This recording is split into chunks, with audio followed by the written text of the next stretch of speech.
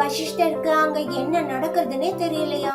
தசரதர் சேடா இருக்கிறத பார்த்துட்டு என்ன நடக்கிறதுன்னு புரியாம கையிட்ட வந்து கேட்டாரா. கையி நடந்த எல்லா விஷயத்தையும் சொன்னாலாம். வசிஷ்டருக்கு கோவம் வந்துடுதான்.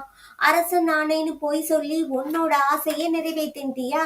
உன்னால பெண்கள் இனத்துக்கே அவமானம். கணவன் உயிரை பத்தி கூட கவலைப்படாம அவர் உனக்கு கொடுத்த வரத்தை அவருக்கே இப்படி சாபமா திருப்பி கொடுத்துட்டியே. ஓ, அதுதான் மன்னர் இப்படி சோகமா இருக்காரா? நான் இப்பவே மன்னர் கிட்ட போறேன்னு சொல்லிட்டு வருத்தப்படாதீங்க மகாராஜா. கையேயி வாயாலேயே ராமரை காட்டுக்கு போக வேண்டாம்னு சொல்ல வைக்கிறேன்.